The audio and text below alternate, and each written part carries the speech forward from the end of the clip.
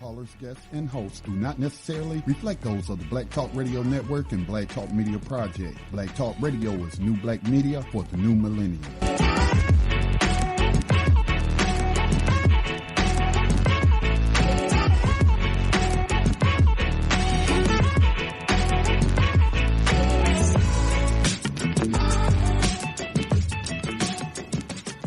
Whether you're dealing with engineering or technology, when you talk about writing and reading, when you're talking about the refinement of speech, when you talk about grammar or the dialectic, or if you're talking about concepts of astronomy or music. The people from the Nile Valley were the very first people to develop a concept of time. Time is a concept that sprang from the minds of African people. They were the first people to divide the day into 24 hours. They were the first people to develop the calendar, 365 and a quarter days. They were the first people to build with stone. They were the first people to develop systems of education, the first universities. They invented writing. They invented paper. They developed libraries. They were the first physicians, the first psychologists, the first dentists, the first brain surgeons. They were the first governors, the first rulers, the first men and women to orient structures to celestial bodies in order to harness the spiritual energy that's generated within a structure that is properly aligned to celestial spheres. So in other words, they were human beings who knew how to manifest the power of God on earth.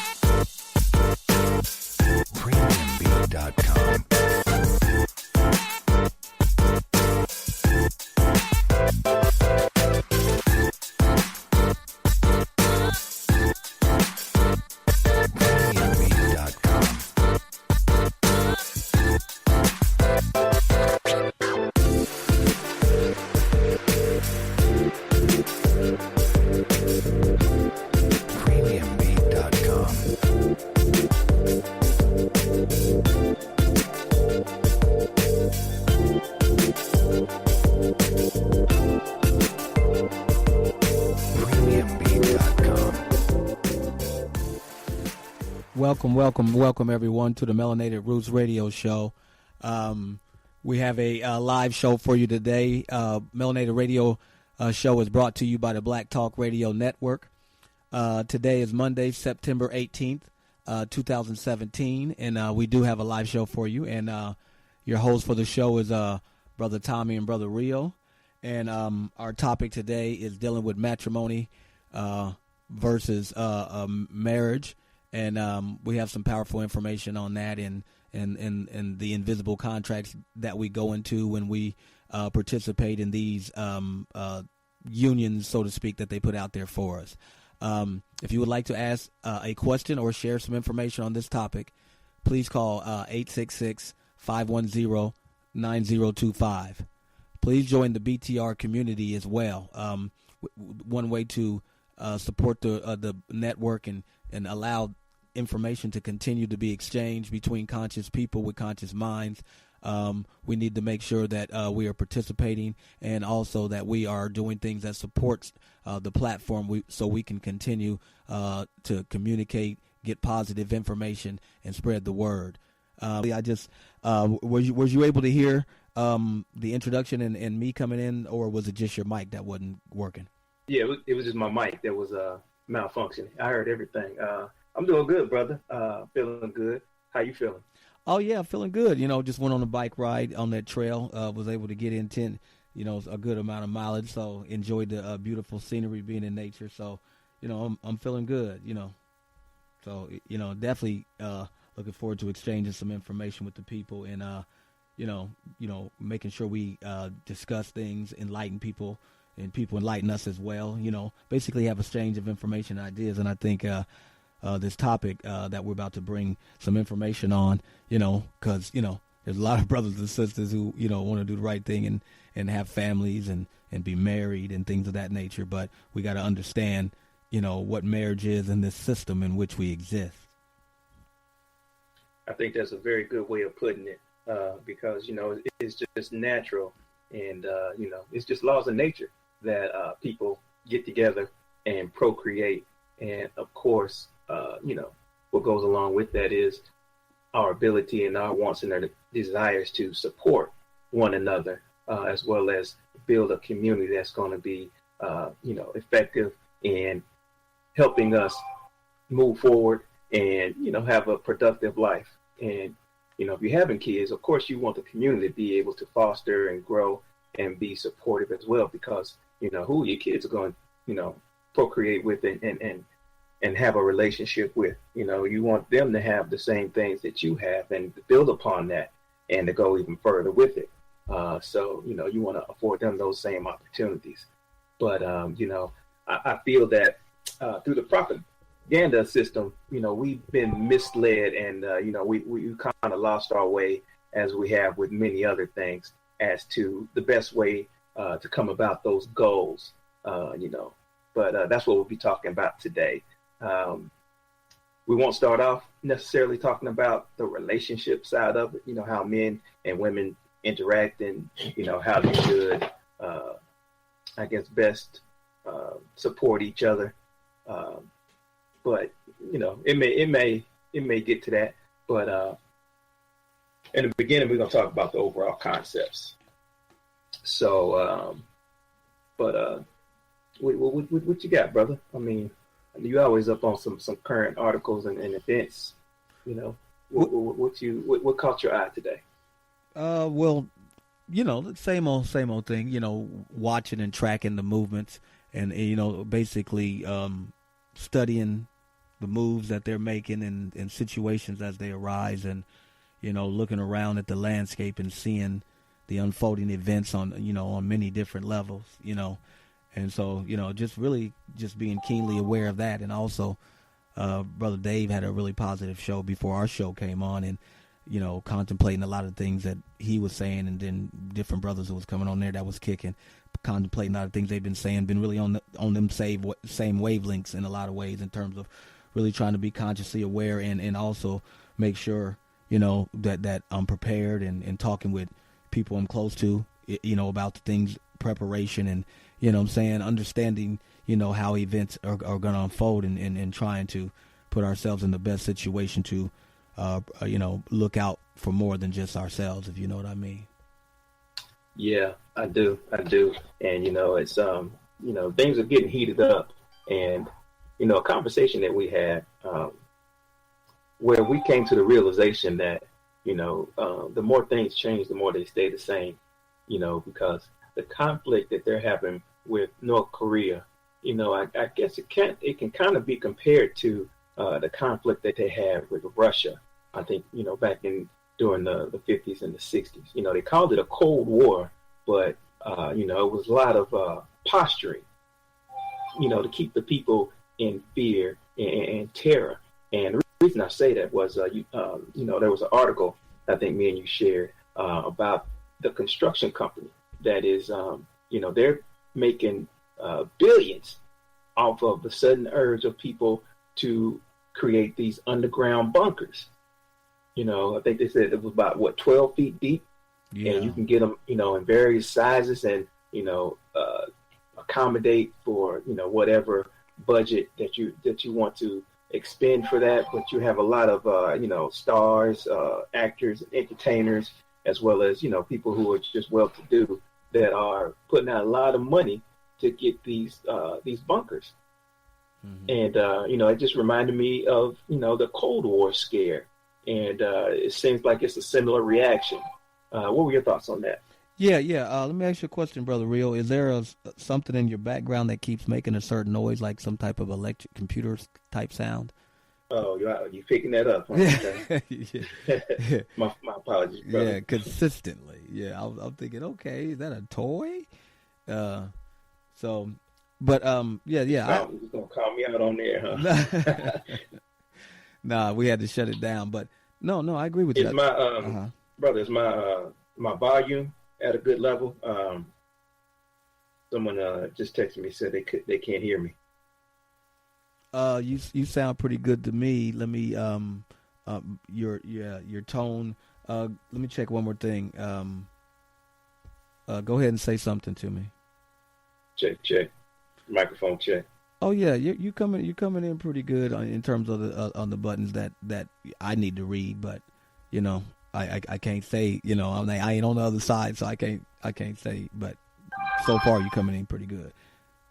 Okay. All right. Did you have any comments on that shelter thing though? No. I'm just, other than I'm in agreement with you. Okay. Yeah. Okay. It said I'm good now. So, all right, we off and running. Okay. No. I feel you. I you know, I believe that's good information. But go ahead, move forward with what you said. Well, there's one more thing I wanted to bring up. You know, I was listening to Brother Dave's show as well, and he read off an article that said that down in Florida, you know, they're trying to get legislation passed that if the power goes out, you legally can't use solar power. Yeah, I heard that. That is just crazy. Well, I mean, no crazier than not being able to collect rainwater legally in states and different places where you cannot collect. It's against the law to collect rainwater. So, I mean, it's really them being very consistent in what they do. You know, they always have a reason for why they do it. You know, that there's certain people of certain consciousness that will buy into the reasoning. Oh, we're doing this or that for your benefit, you know, or yeah, we're doing this for the cosmological findings, you know. they'll run down something with some real fancy terms on you and slap that on there. But, you know, they've been, you know, but that's the situation we're in. You know, when we look at the status that we are in this country, you know what I'm saying, you're not you don't have true control and sovereignty, you know, so they give you rights and privileges and they can take them away as they choose. And if you just look and see the freedoms, the so-called freedoms that they give you, and then, you know, when they write executive orders and then restrict it and then restrict it again, then restrict it again, you know, they're, you know, these rights and privileges, you know, that all goes back to the status in which we're in the first place. Yes, sir. And also speaks to those invisible contracts that you bring up. So, you know, I'm in complete agreement. You know, it does sound crazy just from, you know, I don't know, I guess conscious or a general perspective, but you know, it's just, I don't know. It never ceases to amaze me. That's just wild, man. It's just wild. Yes, sir.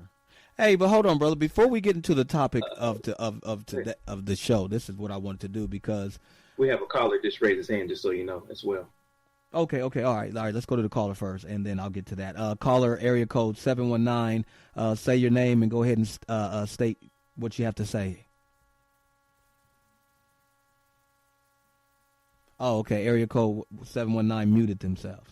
Brother okay. Ray. I guess they're just coming online then. Yeah. Not a problem. Go ahead with your statements, brother. What was you about to say? No, what I was gonna say is you know, really what it boils down to is how well black folk or people who call themselves black are going to be willing to work together, and who are going to be willing to see each other as, you know, get away from the seeing themselves as separate and understand that success for all of us lies in us working together, and the original family coming together. Family, that's what coming together of us as in family and family units and groups was our strength in the first place.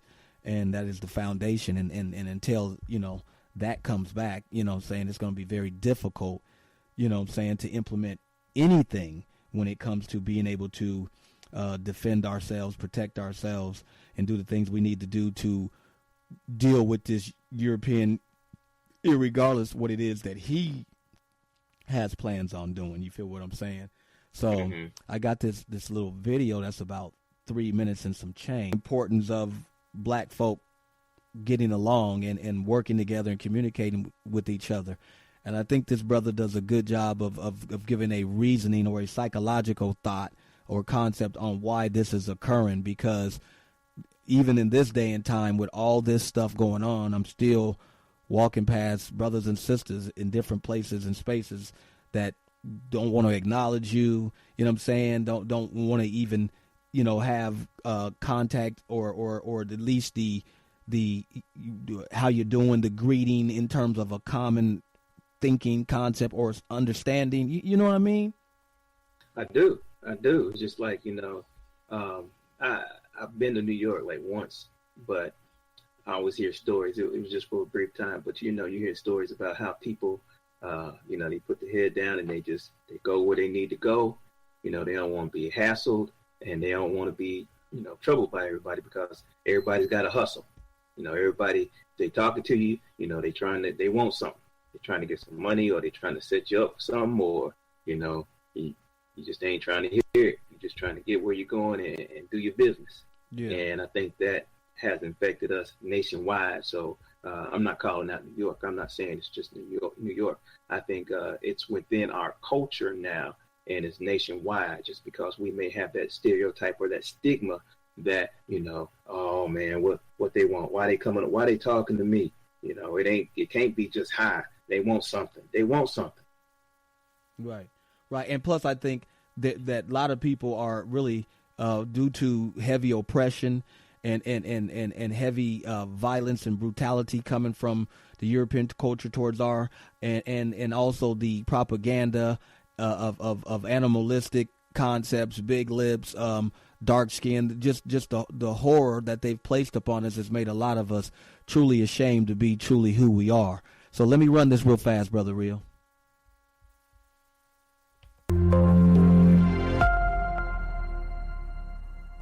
Why has the history of African peoples been erased? Well, we don't live in a fair world. Things aren't fair.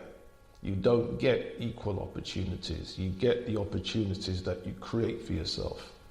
And if someone gets in there first and they conquer you, they colonize you, they enslave you, they simply make your history disappear to make it look like they conquered, colonized, and enslaved nobodies. When people have a history, that makes you a somebody. So if you remove the history, you become a nobody. And so your history disappearing, nobody's lamenting the loss of that history.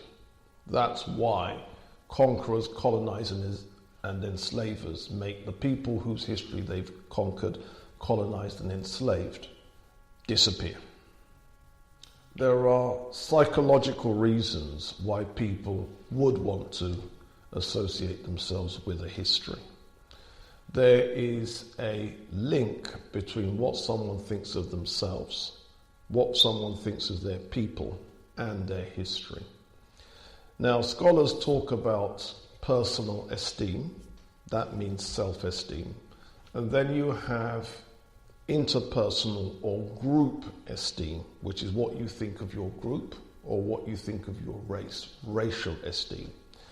Self-esteem and racial esteem are not the same thing. Someone can have very high self-esteem, where they think highly of themselves, and very low racial esteem, where they think very badly of other black people. And in truth, most black people have very high self-esteem and very low racial esteem. And that's one of the reasons why black people are prone to fight each other, prone to disagree with each other, prone to conflict with each other, because someone thinks very highly of themselves and someone thinks very lowly of their group. And what happens is, if people can call each other the N and the B words, they're really saying, I don't give a monkey's about the black race. They've really just said that their racial esteem is very, very low. But every black person usually has very high personal esteem. So if someone thinks highly of themselves and very lowly of their group, that is a recipe for fighting. That is a recipe for conflict. And the way to raise people's racial esteem is to introduce them to their history. And if the history happens to be a great history, a history that people objectively can be proud of, they will see their people in a very different way to how they see their people at present. And that's the difference between high self-esteem, low racial esteem, to having a balance where you have high self-esteem and high racial or ethnic esteem. The purpose of my work generally is to build that psychological balance between high personal esteem and high self-esteem. Yes, sir. So, in terms of what I was saying, Brother Rio, the working together, the lack of working together that we're doing, what do you think? What's your thoughts on the video? I think it was very powerful. It brought forth some very good information as to us being able to work together. It's definitely needed. But I'm just gonna go ahead and go there, man. In reference to the question that you asked me before you played the clip, and in light of what he just stated, I can come up with another reason as to why we can hold our heads down and not really engage each other on the street. Some of it may have to do with what he was talking about with racial pride, but also I think it comes with the understanding that, how we have been towards each other for the last few centuries.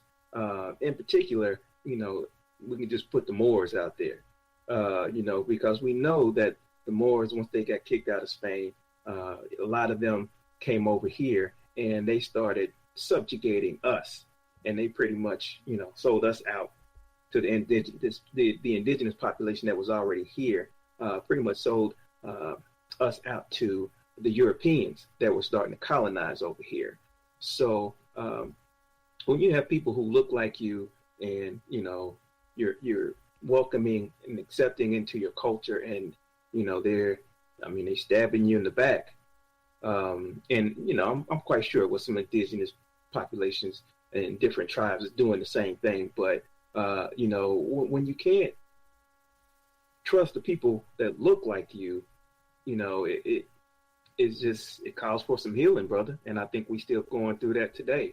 A lot of our minds have been colonized, so we may think from a European perspective, and you just can't tell from the outside. So it's kind of hard to, it's, along with the COINTELPRO operations, it's kind of hard to tell who to trust and who not to trust.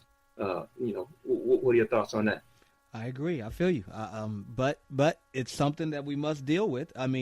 Because working together, that's how we were able to accomplish all the great things we've done in the past. When we look at our history, our ancient history and the history of our people, and we know the masses of the people weren't always afforded higher aspect to certain knowledge and information. But for those who were initiated and those who did understand the different levels of energy grids and electromagnetism and how to control different sound wave, how to manipulate and understand things, working together is what enabled us to really be able to create some wonderful and majestic things. So when you retard that in a people to where they're no longer able to sit down at the table and work together to bring about the necessary change and the things you need for the benefit of your progeny, when the people get to that point, that's a pretty low point. Yeah, follow man. We do have a caller on the board, 702. Do you have some comments or something you'd like to share? Yes, hello. Thank you for taking my call. My name is Red from Ohio. I think that the clip that you, or whatever that you just played, if I'm not mistaken, that might have been Paul Afami Grant. And it seemed like I kind of had like an issue with what he was saying, not to the person talking? disregard what he was saying at all. Hold on for a second. Hold on for a I'm second. sorry. You mean What's your issue? you mean the person was talking? You thought it was who? Could you say that again? The person was a gentleman named Robin Walker. Who did you think it was? Oh, I thought it was Paul Ifeanyi Grant. I might be saying his name wrong, but he's another, I guess like another black, I don't know, lecturer or scholar, what have you, also in England. Mm-hmm. I guess they just sounded like really similar. Mm-hmm. But the only thing that I would, that I'm kind of wondering about is that it seems like with Asian people, because, or like, East Asian, so Chinese, Japanese, my sister actually was learning like one of their languages, and actually had a friend of that descent. And the friend was telling her how they're not really all that, personable to each other, but it seems like they still have some type of unity. Mm-hmm. So that's what I kind of question. It's like, okay, yes, they might have, high self-esteem, and then they might not display their high racial self-esteem. Mm-hmm. I don't know if they would, as they're walking down the street, maybe if I might just be thinking about it wrong. Mm-hmm. But it seems like if they're just walking down the street, they don't necessarily say hi or smile at each other. But when it comes to doing business, they'll make sure they'll go to each other first. Or when it comes to, backing each other, it might be, World War II. It's kind of like that communal feeling. So that's what I'm kind of struggling with. And like I said, I'm not, taking away anything from him. I definitely would not say that I'm a scholar, but I'm just, maybe just need some help, just better understanding that. And I'll mute my line. No. Well, could you tell me your name again? Could you say your name one more time? Red from Ohio. Red from Ohio. Go ahead, Mario. Oh, well, I was just wondering, well, first of all, what part of Ohio? Because I went to high school in Cincinnati.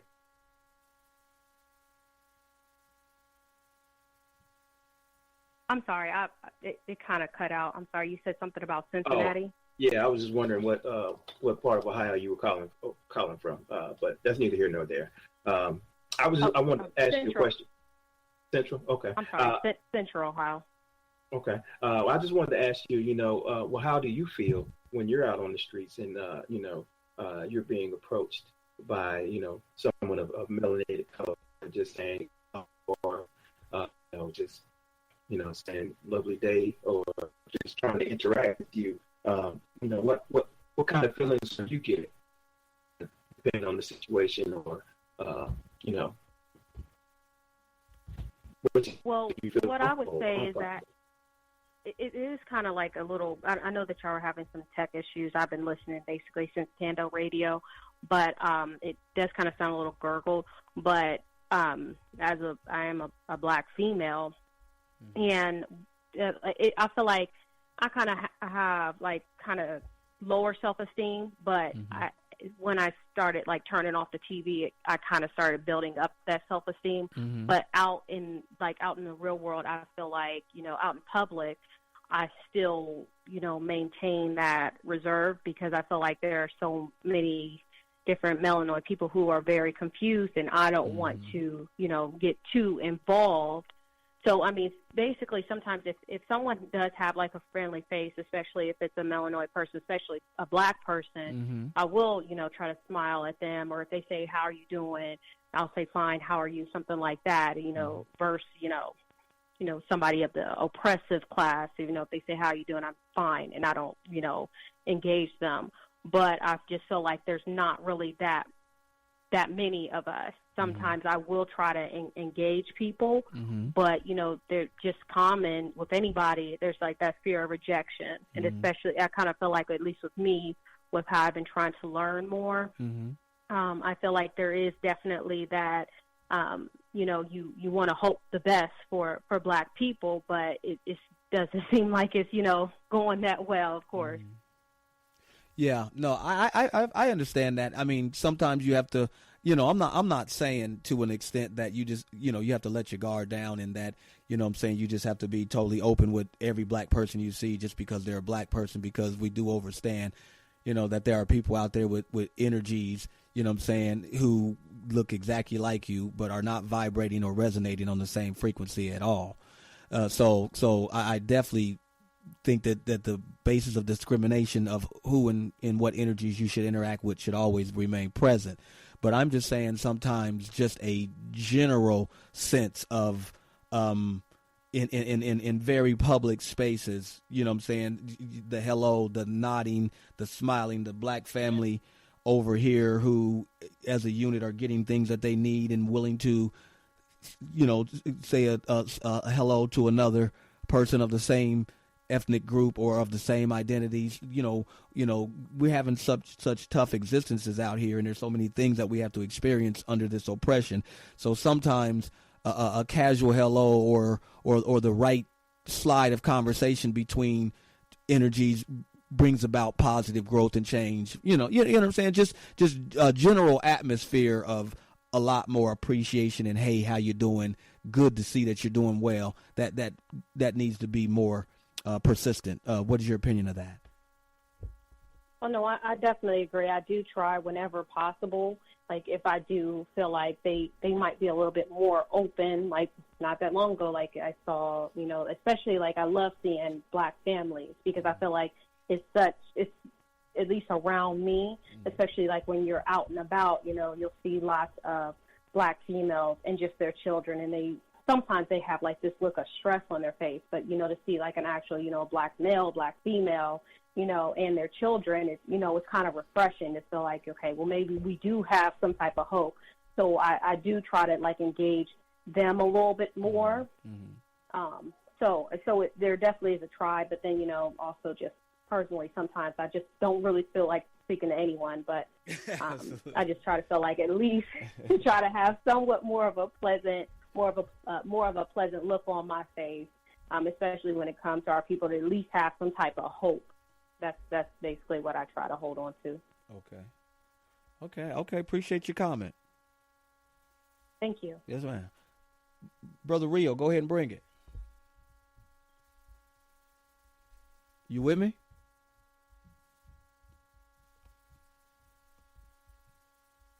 Okay. Yeah, and another thing in terms of the conversation that we were having, we're still trying to figure out. Brother Rio's going back and forth, so I'm trying to figure out what's going on with him. But you know, Red makes a really good point in terms of you know what I'm saying, you always, you know, you have your personal space, people have their personal space, and that needs to be respected. But I'm just talking about, I hear just the basic feel of community. That's what I'm talking about. Yeah, what's going on, Brother Rio? Sorry, I'm having some technical difficulties at the house, man. The internet got disconnected, so I had to call in. But I'm back. I'm on the phone.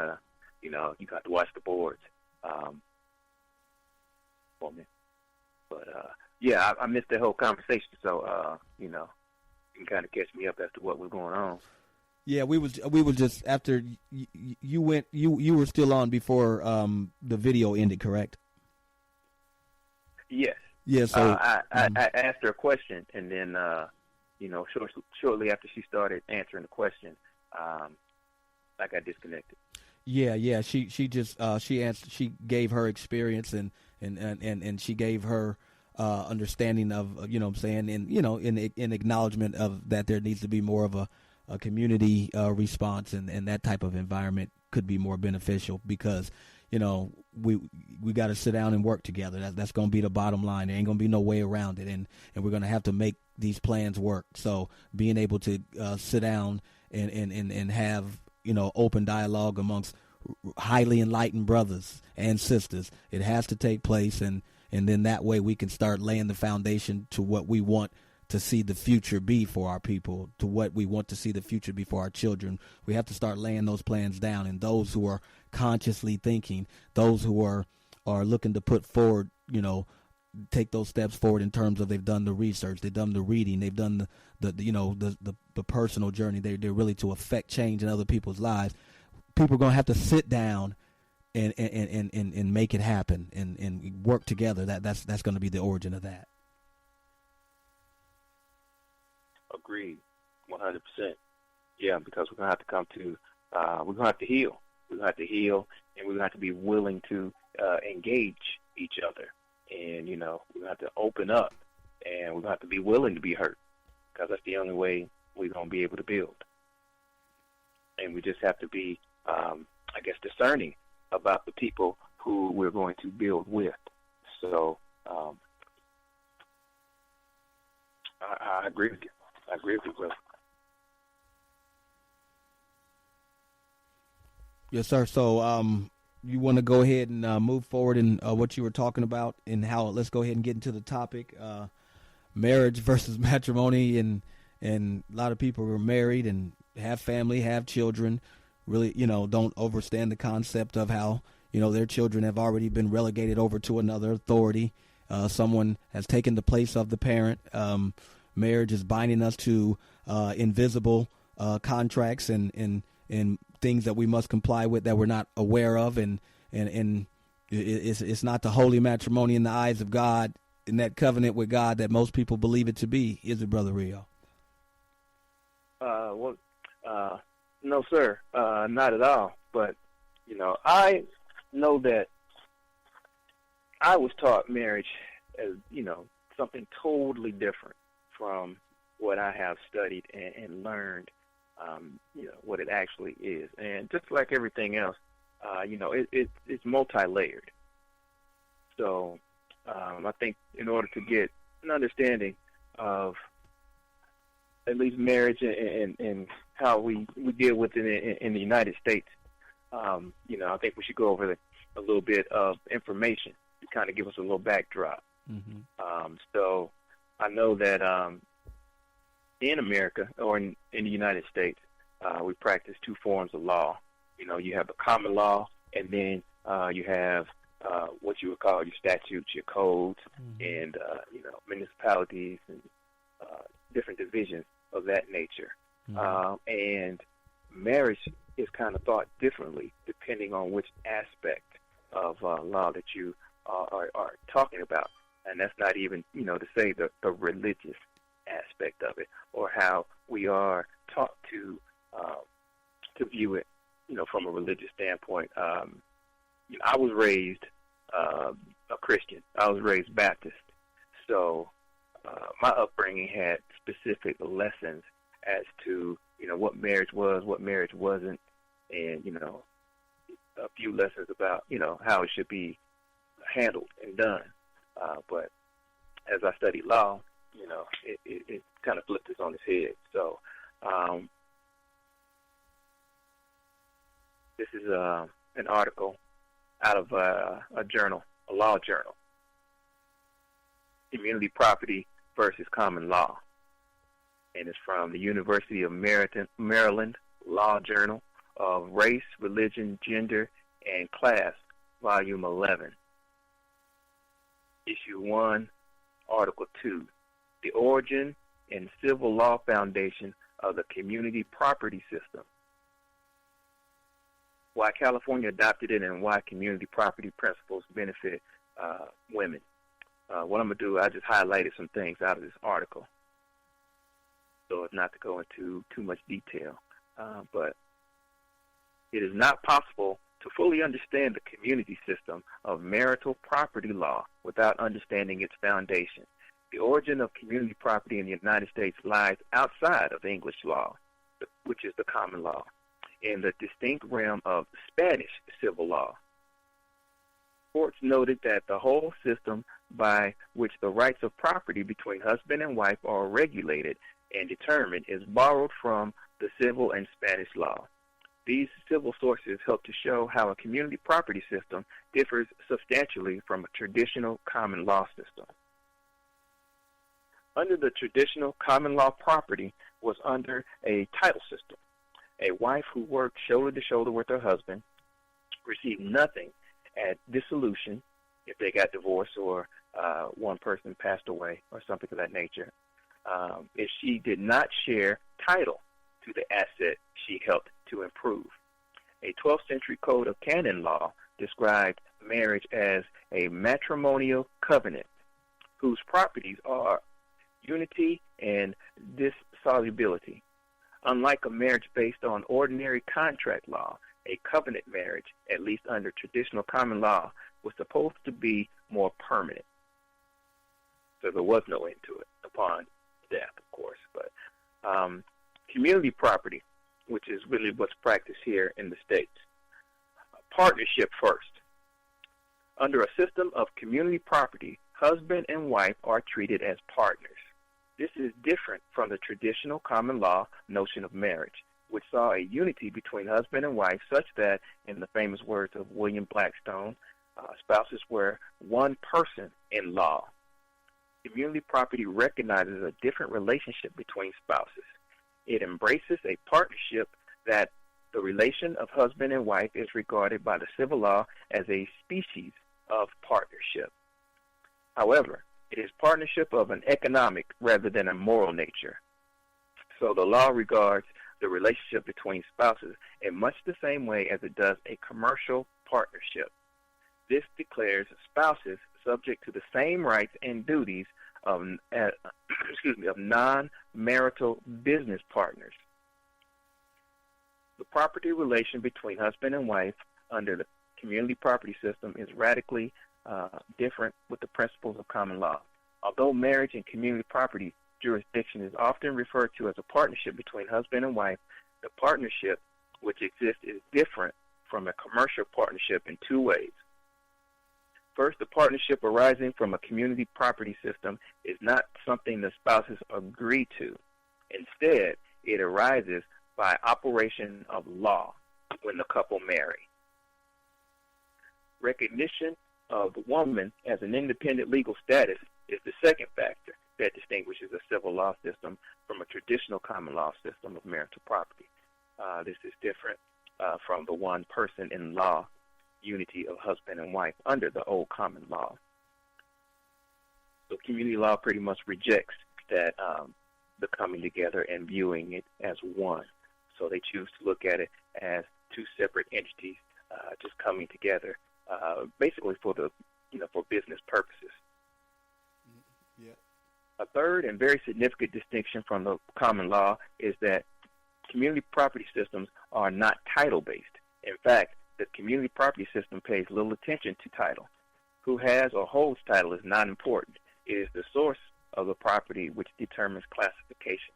This means that a spouse's share of the community at dissolution does not depend in any way on the amount he or she contributed to the community or that community property. So to pretty much sum up, a separate legal identity gives the ability of the married woman to own separate property in her own name under the community property system. And this is primary. Under the old common law system, when a man and a woman marry, the husband received the ownership, management, and control of his wife's personal property, which he could dispose of without her consent. This is because traditional common law systems of property centered around title. You got any comments on that, brother? Hold on. We got Brother Bragg's got his hands up. He gonna go ahead and bring in a comment. Go ahead, Brother Bragg. I was just thinking as you were saying that, man. You sound like two corporations merging. Right, exactly. That's what it sounds like to me. That's all I had to say, man. I just wanted to interject that small point. I'm sitting back teasing because your boys are on point. You always are. You know what I'm saying? So I'm just sitting back maxing out with you boys. I'm enjoying this, no doubt. Okay. All right, bet. Yeah. Appreciate that, brother. Yes, sir. And we're going to keep moving on this topic. It's definitely getting into status, Brother Bragg, so we definitely want to hear what you got to say. Oh, yeah. I assume Brother Bragg going to be kicking. If not this show, then the next show because, where this is going, a lot of this can't be covered in just one show. But did you have any thoughts on that, brother? Did that seem pretty clear to you? Clear as what do they say? Yeah, clear, very clear. So, basically, not to beat a dead horse, but, the common law pretty much stated that, the woman, not necessarily that she didn't have any rights, but her rights were conjoined with her husband, which, if we get into the definitions, how they define those words, I guess the the people who created those terms, their mindset becomes clear. But pretty much the woman is, for lack of a better term, behind the man. And her property becomes his property. He becomes the husband, the manager of the property, and she is under his protection. So, which, I mean, is a double-edged sword, because the law comes to him if something is out of order. It doesn't come to her, it comes to him. So he assumes the head of the household. He assumes all that responsibility, and, you know, that's the common law. But when it came into community property, you know, they changed that. They looked at both of them as separate entities, both having the right to own property. And other than contract, you know, that's pretty much the way it's going to be. So you can always contract out of anything. But, you know, my personal belief is that the community property aspect was looked at because it was advantageous to the government and how they wanted to manipulate the people within the country. But we'll kind of get to that. Okay. Hold on for brother. Oh yeah, hold on for a second, brother Rio. Brother Roz is about to make a comment. Go ahead, brother Roz. Okay. Hey, peace and love to you all. How you doing today? Ain't nothing. What's up, bro? How you doing? Great, brother. How you?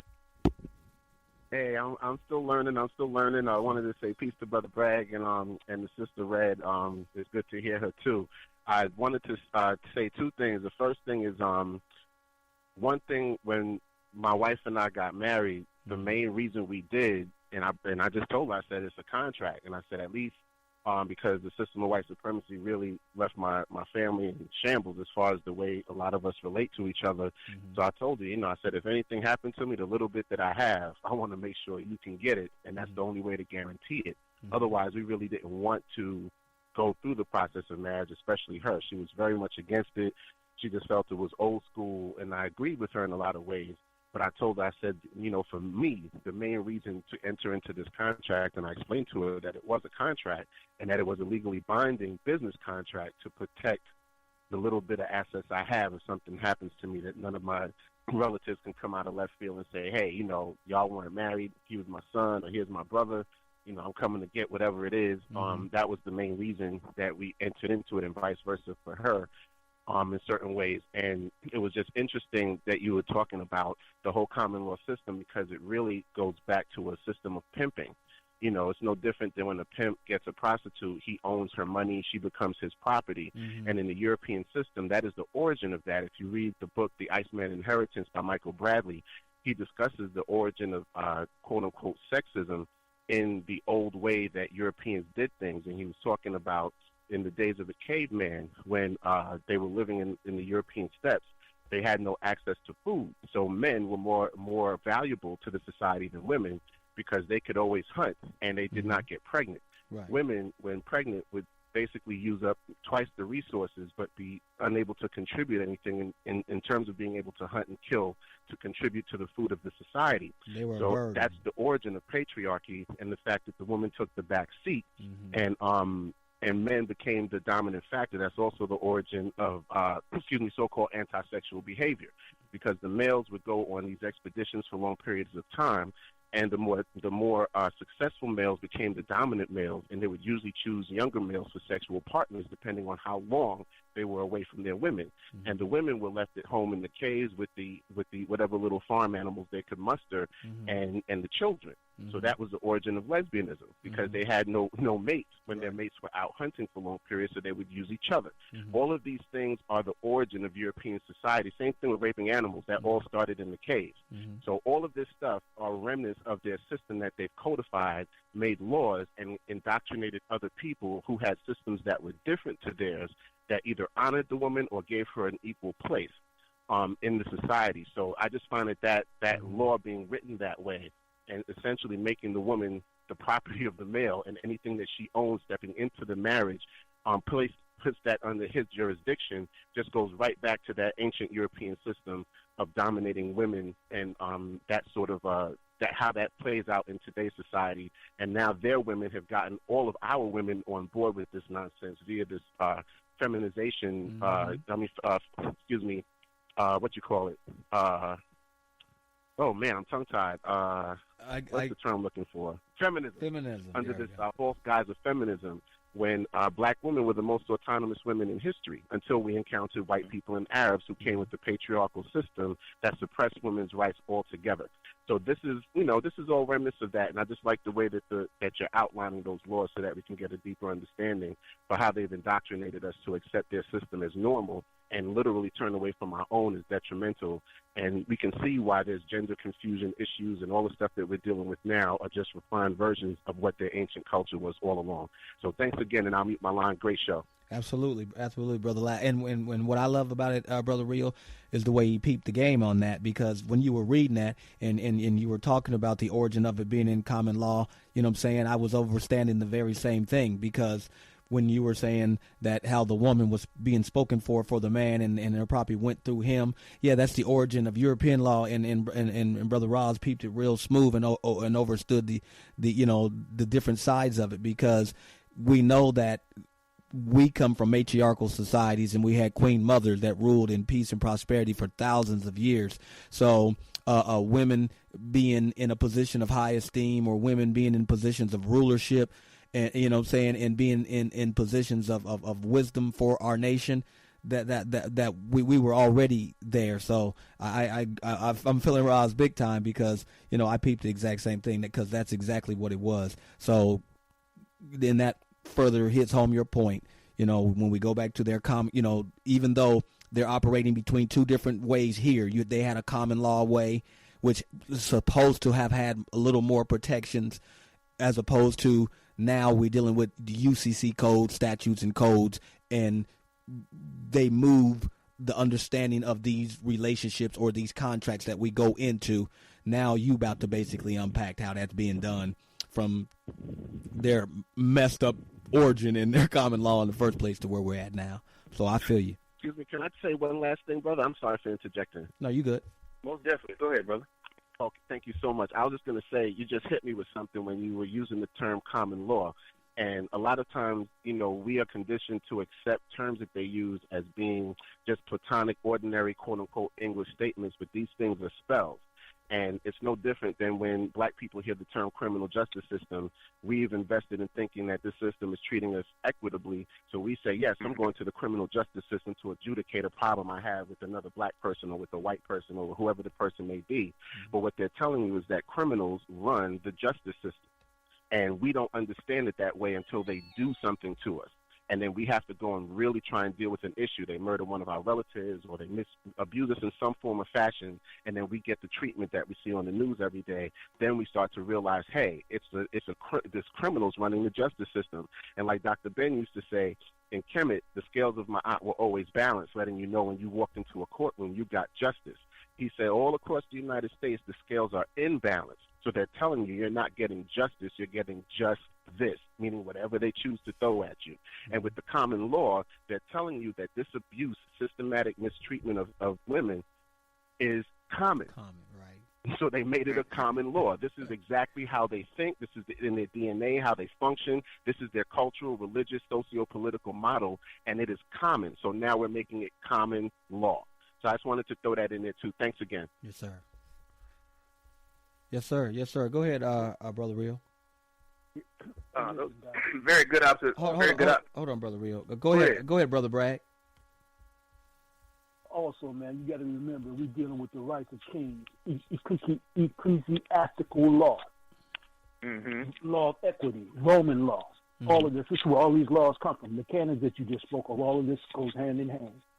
So you're dealing with a feudal system where all men were born into slavery. All men had to pledge fealty to a king. If you were born in a villain, you may never leave that area. VILLIEN, villain. From that vicinity. All this comes from, and now we can step into the Holy See. Man, it gets really deep from that point on. Because we spread all into the law you're talking about, into contracts. Compact contracts, same thing. Right. As well as covenant. Is a contract. Yes. Saying I don't want to start running too fast because I want people to follow you. But once again, you're killing it. I'm gonna sit back. Peace. Now, let me kick this at you, Brother Rio, and also like in one thing that we gotta in like I said, my dad used to say how his father used to say, if you don't know nothing, you can't do nothing, and he's so true about that, because like Brother Roz was saying, a lot of people believe that they go into marriage with the idea and the concept of building something with this person, being able to protect their assets and the energy that them and their mate put forth in terms of and put into their children, and they want that prosperity to continue on. See, but when we don't understand contractual law and their laws that govern the existence. Now, I ain't gonna say the country that governs this corporation.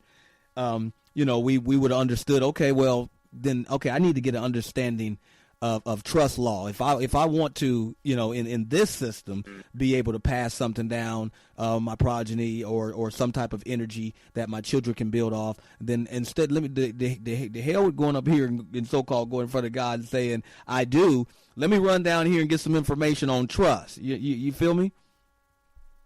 Yeah, but slow down, brother. We're gonna get there. We're gonna get there. Let's finish setting the stage. Yeah, but it's not really the point of fingers. It's just to point out how once we do become knowledgeable about things, we can start putting into play the things that we're looking to accomplish. That's pretty much what I was trying to say. Yeah, once we have the knowledge, we can definitely, and it's more beneficial to work on it as a unit, so that we can stand together. And, we definitely, there are some solutions out there, but, once we join in these solutions, unified, then, we have a lot better chance of, having them respected. Well, they ain't gonna have no choice but to respect it, but, for every action, there's gonna be, a reaction. And, united, we're gonna be in a position to be able to, shoulder the repercussions of that. What I do want to go to is, they did an excellent job of bringing out the mind. Hold on, Brother Rio. I hate to interrupt you, but we're right at the middle point of the show. We have to take a quick station identification break, and then right after that, brother, we're gonna pick up right where you at, and we're gonna go ahead and bring it home. Okay, so let's go to a quick break. You're listening to the Melanated Roots Radio Show, brought to you by Black Talk Radio Network, and we will be back after this break. For podcasts and live program scheduling, visit us on the web at blacktalkradionetwork.com.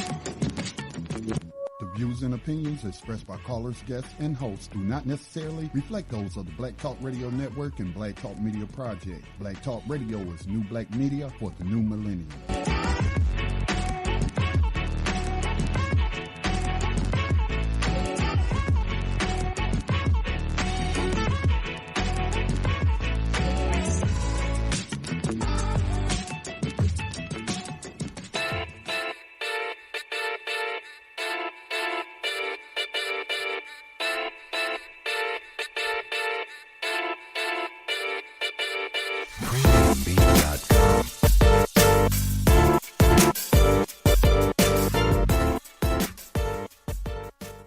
Okay, everyone, welcome back to the Melanated Roots Radio Show, brought to you by Black Talk Radio Network.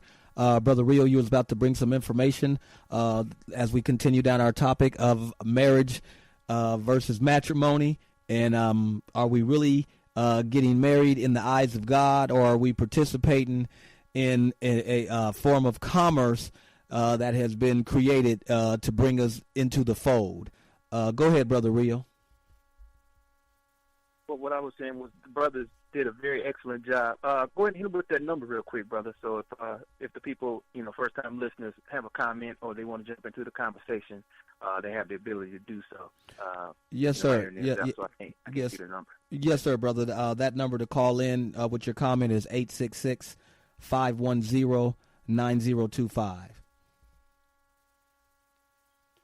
Thank you, brother. Yes, sir. All right. They did an excellent job of highlighting the mentality of the people that we're dealing with.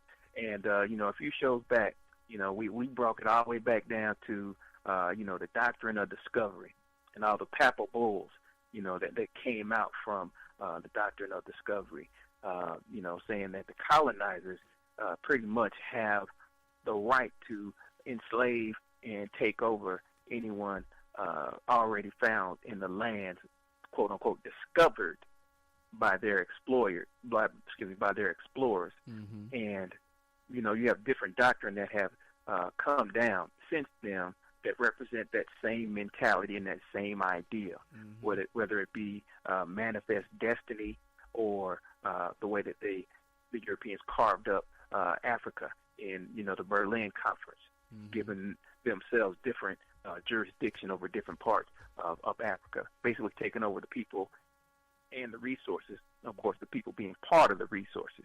Mm-hmm. Same thing has happened here. It just looks a little different.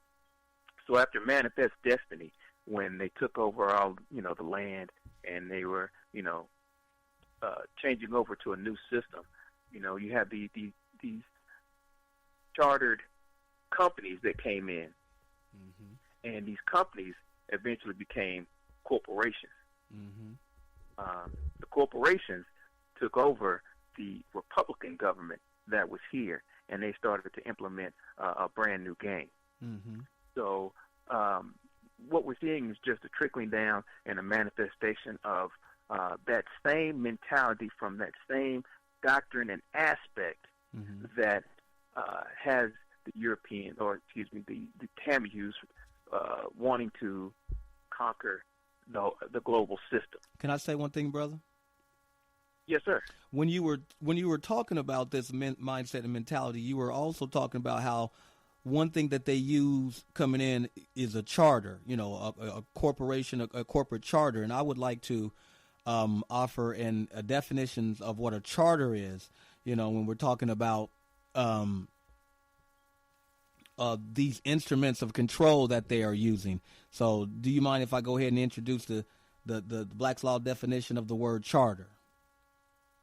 Sir, by all means. Okay. It says a charter is an instrument that establishes a body, politics, or other organization, or that grants rights, liberties, or powers to its citizens or members. And I like this second one is a pretty strong one. A charter is an instrument by which a municipality is incorporated, specifying its organizational structure and its highest laws, which is specifically a written document making the persons residing, there's that word persons, we're going to get into that, residing within a fixed boundary, along with their successors, a corporation and a body of politics for and within that boundary, and prescribing the powers, privileges, and duties of the corporation. A city charter trumps all conflicting ordinances. So they've given full power to that charter, and that charter is what they're using as their means of control and exploitation. And we know that we are under a master charter here called the what, brother? The Constitution. Yes, sir. Okay, go ahead. Constitution, which is changing over to whatever the UN is going to call it. But we're in the midst of a changeover from national governments to a global government. Mm-hmm. Supposed to be run by the UN. But yeah, like you said, we'll get to that. But yeah, a charter, the Constitution, and matter of fact, you know the one thing that's higher than the Constitution? Contracts, yes, sir. Mm-hmm. Contracts, whether it be a treaty or just a contract between you and me. Contracts are higher than the Constitution, and they are to be upheld because that is the very basics of commerce, which is what the Constitution really governs. Right. All of these chartered companies that came over here and expanded, the Constitution was meant for them and to control their powers, not to be construed with the rights that the people have. They're the people's rights because they have the right not to be infringed upon. Mm-hmm. So, that understanding is very key. But, that also gets into exactly what we're talking about today. We're talking about licenses. We have matrimony, which, comes down from our upbringing. And for me, I can speak from a Christian perspective. I'm no longer Christian, but, that was the way that I was raised. So, marriage to me was taught to be between a man, a woman, and God. So God is supposed to be the head, and then, that flows down through the man and the woman. That was matrimony. What we call marriage today, was really known as matrimony until marriage came on the scene. Now, with these corporations, with their charters, and the way that they want to do things, they have specific terms where they define particular words. So once marriage came into being, they have a particular kind of terms that they use. But what I want to do now is I want to go over the, I guess we can go over the term license. Mm-hmm. That sounds like that would be a good place to kind of interject that. Let me go to my definitions real quick, brother. I have a definition here for you. Where's it coming from, brother? Black's Law. Okay, go ahead and bring it. What's the definition of? License. Okay, I have that as well. Okay, go ahead. I was going to do marriage first, but okay, no, you go ahead. Go ahead. Okay, marriage. This is coming from Black's Law Dictionary. Marriage, as distinguished from the agreement to marry and from the act of becoming married, is the civil status of one man and one woman united in law for life, for the discharge to each other and the community of the duties legally incumbent on those whose association is founded on the distinction of sex. I know it's a lot to unpack because they have a lot of terminology in there. Mm-hmm. But the things to highlight is, it's a distinguished from the agreement to marry. So courtship and you deciding who your partner is got nothing to do with it. And from the act of becoming married, the act of becoming married. Mm-hmm. Well, if you're going through the ceremony, that has nothing to do with how they are viewing marriage. Mm-hmm. So that is what is called matrimony. Going through the ceremony, pledging yourself to one another, which is a contract, and then having whatever higher power that you want to subscribe to, being at the head of it. That is matrimony. That's got nothing to do with the contract that you're going to make with the state once you claim to be married. It is the civil status of one man and one woman united in law for life, for the discharge to each other and the community of the duties legally incumbent. So there is a certain responsibility that is presumed to be with the man and the woman in relation to the community. Well, what community is that? It's the community that they're defining, your community property. Mm-hmm. And you have duties, legal duties. And these legal duties you are incumbent to, which means, you're there's an expectation that you are going to fulfill these duties. It's a contract. So you are entering a contract with the state. And they do not recognize your matrimony nor the vows that you took. Don't mean a thing. Say that again, brother. Don't mean a thing. Don't mean a thing. So I think that is distinction. That is the distinction that most people, especially devout Christians, need to understand. And I won't even touch, the pastor's role and all of that. We touch on that later. I have, another reading that kind of breaks down and highlights everything that we're talking about. But now that we have the understanding of what marriage is, we can go over the definition of what a license is. Mm-hmm. Now, this is the definition that I have for license, and you can tell me how it might be a little different from yours. What is license? In the law of contracts, a license is permission accorded by a competent authority conferring the right to do some act which, without such authorization, would be illegal or would be a trespass or a tort. Now, they have some buzzwords, so it does require that people do some study of etymology and as well as vocabulary, such as competent. Competent is a buzzword, and I think we're going to go over that as we get more into status. So I'm going to leave that alone for right now. But conferring the right to do some act which, without such authorization, would be illegal. Illegal as opposed to legal, as opposed to lawful.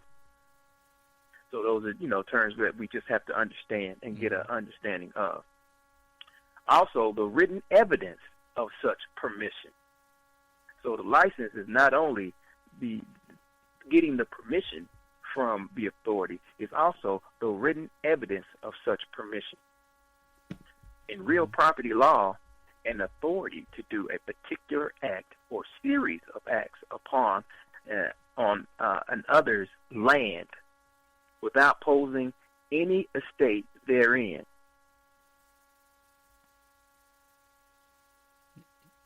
Brother Rio. So, yes, sir. What status must the people of this corporation be in for them to give you permission to do something? They're giving you permission. You love her. Oh, that's your girl. Oh, you love her. You want to be with her forever. Yeah, I'll grant y'all permission. You understand what I'm saying? No, sir. No, sir. That is not the case. That is not the case. Let me finish laying it out, and that's going to become crystal clear. All right, lay it out. Okay? So, basically, not only do you have to have written permission in property law, you need a license from an authority to be on somebody else's land or their estate to do your business or to do whatever it is, live your life or do whatever that is that you want to do. That's basically what that last definition was just saying. But you also have to have written evidence of authority that has to be recorded. It is distinguished from I'll have to go into that.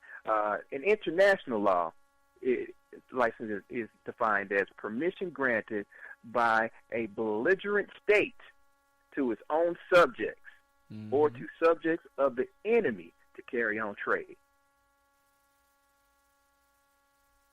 I thought that one was real interesting. So that's marriage, and that's license. So what is the definition of a marriage license? Well, a marriage license is simply the document that is executed by public authority that gives a couple the permission to marry. Think about those definitions, brother. That just like what I thought. I mean, like I said, what must the status of a person? What is the governing structure? What is the structure that is governing these people? And what is the status people within that governmental structure, to where there are rights and privileges and permissions that can be given and taken away to those people? Well, hold on. Let me hit you with something else, brother. Okay. Let me tell you a little bit about the history of marriage licenses in America. Okay. I got this off of the internet right before it went down, and I did not get the source. So if you Google history of marriage licenses in America, it should come up, but I don't have the access to give the people the source of where I got this from off of the web right now. But it starts off, I'm just going to read just a short snippet of it. George Washington and Abraham Lincoln was married without a marriage license. So how do we come to this place in America where marriage licenses are issued? Historically, all the states in America had laws outlawing the marriage of blacks and whites.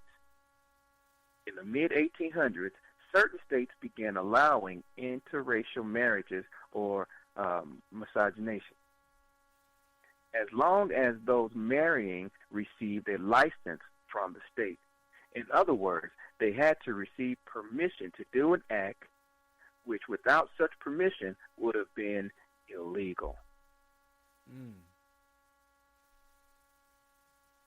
Black's Law Dictionary points to this historical fact when it defines marriage license as a license or permission granted by public authority to persons who intend to intermarry.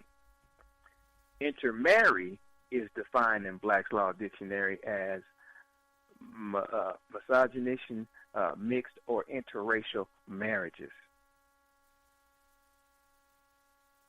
What do you think about that?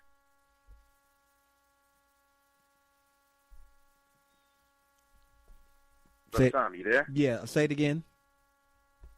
You didn't hear that? No, for some reason you went out on me. It was something was doing with my iPhone because I got the very end of what you said. Okay. Yeah, let me read that again. Yeah, go ahead. One more time. My bad. Okay. I don't know what you didn't hear, so I'm gonna start from historically. All the states in America had laws outlawing the marriage of blacks and whites. In the mid 1800s, certain states began allowing interracial marriages or miscegenation, as long as those marrying received a license from the state. In other words, they had to receive permission to do an act which without such permission would have been illegal. Right. Well, that speaks to the definition. Go ahead. Yep. Black's Law Dictionary points to this historical fact when it defines marriage license as a license or permission granted by public authority to persons who intend to intermarry. Intermarry is defined in Black's Law Dictionary as miscegenation, mixed, or interracial marriages. So that's when the first concept of giving out a license first came into play, giving people permission to intermarry cross racial lines. Yes, sir. Yes, sir. In the mid 1800s. Well, they knew that's just another example of them tying into the vine. The only reason why they would do something like that is they needed the benefits of melanated people's blood flowing back in their direction. That would be the only reason why they would do something of that nature. As well as to ensure that the wealth wasn't flowing outside of the communities that they wanted that, those assets and that money to go to as well. Yeah. But that was a major genetic decision, I'm sure. Right. But the question does have to be asked, why do the clergy, be them ministers, priests, pastors, or rabbis, etc., and the churches require you and your spouse to obtain a marriage license? But we ain't got to deal with that right now. Hold on for a sec, Brother Rio. We got Brother Roz got a statement. Go ahead, Brother Roz. Hey, peace. Thanks for allowing me to speak again. Yes, I was just thinking what you said was very interesting because I thought exactly along the same lines that essentially they wanted to allow an infusion of genetics from black people to diversify their gene pool since they're inbred. But the interesting part is for them to create the license around that says that the white people, the more powerful white people, wanted to control the numbers of their people that wanted to miscegenate. And to me, it says that there must have been record numbers of white people that wanted to enter marriage contracts with black people for them to create that law in the first place. Yes, Just immediately thought of Dr. Welsing. Yeah. And then the other thing was when you were talking about matrimony versus marriage, I thought about traditional marriage is in a lot of the African cultures where the matrimony dictates everything because you have to bring a dowry. Once you bring the dowry, then the contract is entered between two families that their children would be married.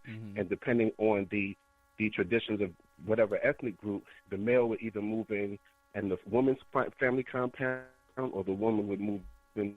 So it's just very interesting when you talked about that.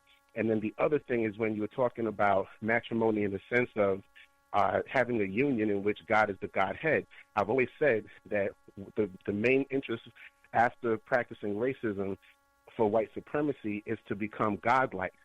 And when we go to get, quote-unquote, married, we're standing before God in the form of that white person overseeing that marriage. Even if you're going to a courthouse to, do an eloping or whatever, or if you're going, to Vegas somewhere, the person presiding over that union in the form of the deity is the white person. And they've effectively made themselves God in that sense. They talk about it in third person, but their domination of us, we have to go to them for everything in all 10 areas of people activity. So the person who controls every area of your activity is effectively your deity. So I just wanted to toss that out there. Brilliant stuff. Thanks so much for this. This is highly enlightening. Yes, and I'll mute my line. Yes, sir, Brother Rob. Yo, that was powerful, man, the way he hit that, brother. That was powerful, you know what I'm saying? And that's just the reality. Well, you're absolutely right, Brother Roz. And you have to understand, as well as you too, Brother Tommy, that, we're talking about a time period where, we both know that they do need an infusion of, melanated blood because, we'll get into that later. That's another topic for another day. Mm-hmm. But during this time period, when you have all these people intermixing, if you do not find a way to be able to track and control the way that people are intermarrying and living their lives, you have a lot of mulattoes running around. Some of them you cannot distinguish as to whether their heritage is, quote unquote, Negro, colored, African American, Native American, or Caucasian. So the attempts to eliminate that confusion, that's where you got, the one drop rule and, all these other various, crazy laws that and aspects of society that were popularized is, they're trying to track and decide who's going to be a slave, who's going to be considered a slave, and who's going to be given or granted privileges and benefits. Right. So, that is another reason for the marriage license at that particular time period. The way that it grows is just, Brother Ross hit it on the head, is, and I think what he said, the control of the amount of people who wanted to do it, that's a very good point. When white folk get to licensing things and wanting to control things and stem the ebb and flow of it, I think that's a good point. You know what I'm saying? Because there's tall, dark, and handsome is the mode of the day, and you have people who are not of the melanated seed who have a high level of attraction, and I told you I read a story, a scientist review where they took a study of white women and they did some type of study about their desire for black men, and they were showing that women that were not of color, or not melanated, were fantasizing literally about brothers, just straight up. So I ain't gonna get into all that, but I'm feeling him on that. That license was, yo, shut that down at this level. You feel me? Yes, sir. Well, yes, I do, brother. Yes, I do. And I have an article that a brother wrote by the name of Virgil Cooper.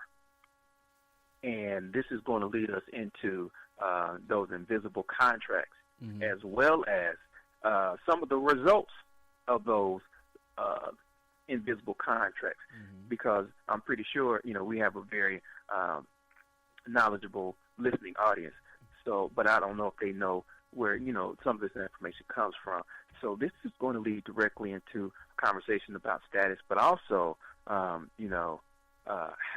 we sign over our children, how our children really aren't our own, based on these invisible contracts that we've entered into. So this is going to be a summary of what we already talked about, so people can bear with me, or if you didn't quite understand everything, he does a good job of breaking down the various aspects of this. But it's called Marriage License, The Real Truth, by Virgil, Virgil Cooper, Cooper. If you Google that, you should get it. It'll pop right up. So basically, enlightening conversation with a marriage license bureau. About 15 years ago, my former wife of 26 years filed for divorce. We had 7 children, 5 daughters and 2 sons. Our youngest at the time, our second son, was 5 years old. At the time, I prepared a counterclaim to the petition for dissolution that her attorney filed in domestic relations court. I met one afternoon with the head of the Maricopa County Superior Court Marriage License Bureau in downtown Phoenix. The Marriage License Bureau was headed by a young woman of about 25. I asked her to explain to me the general statutory implications of the marriage license. She was very cooperative and called the assistant, a tall black man who at the time was working on an operations manual for internal department use. She deferred for most technical explanations to her assistant. He walked through the technicalities of the marriage license as it operates in Arizona. He mentioned that marriage licensing is pretty much the same in other states, but there are a few differences. One significant difference he mentioned was that Arizona is one of 8 western states that are community property states, which we talked about earlier. Mm-hmm. They view the man and the woman as separate entities with equal rights. The other states are common law states, including Utah, with the exception of Louisiana, which is a Napoleonic Code state. He then explained some of the technicalities of the marriage license. He said, first of all, the marriage license is a secular contract between the parties and the state. The state is the principal party in that secular contract. Brother Tommy, are you familiar with the term secular? Yes, yeah. Okay. Well, I'm going to go ahead and quickly give a definition for the word secular, just in case there's someone out in the listening audience who's not aware. Okay, go ahead. But secular, as defined in black law, is not spiritual, not ecclesiastical. It's relating to affairs of the present world. And the definition of a contract, since we at this juncture, is an agreement upon sufficient consideration to do or not to do a particular thing. A covenant or agreement between 2 or more persons with a lawful consideration or cause. A deliberate engagement between competent, there's a word competent again, competent parties upon a legal consideration to do or abstain from doing some act.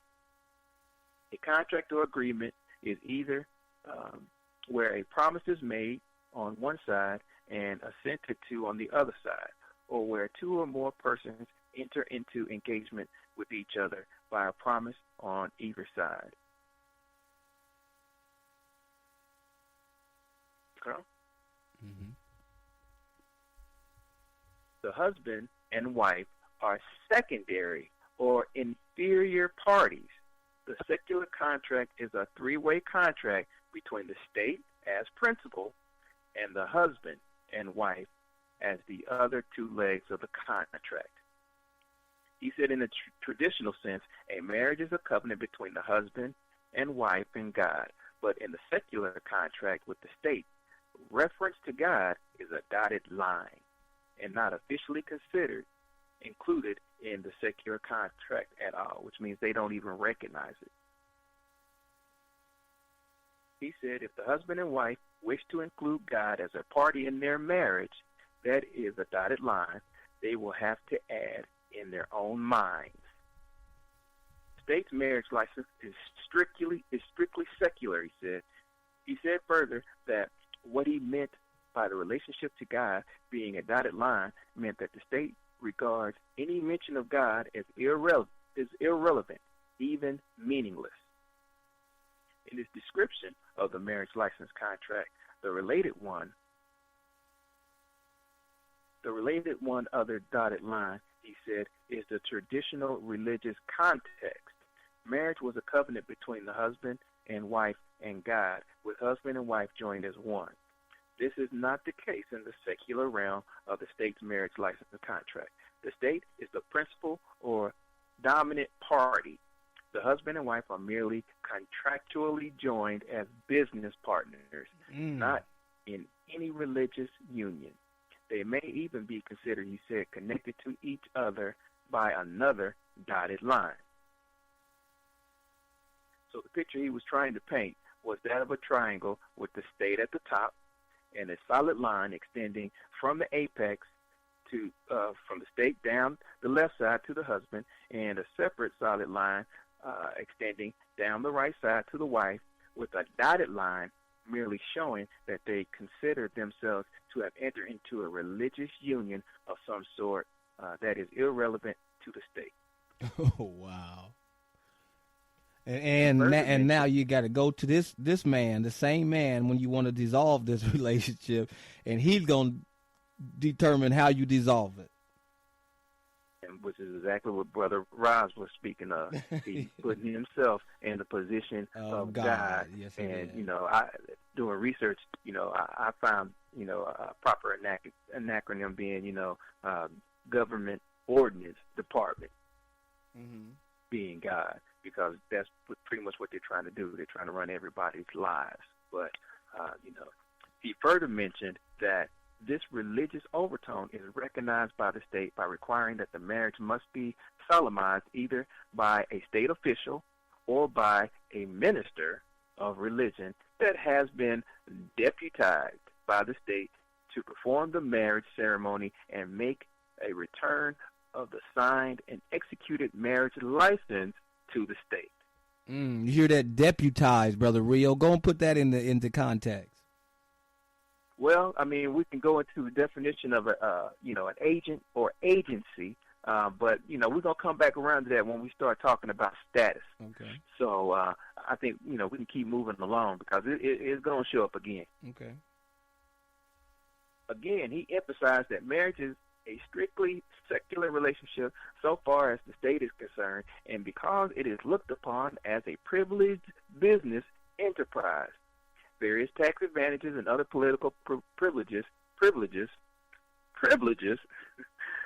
have become adhesion to the marriage license contract that have nothing at all to do with marriage as a religious covenant or bond between God and a man and a woman.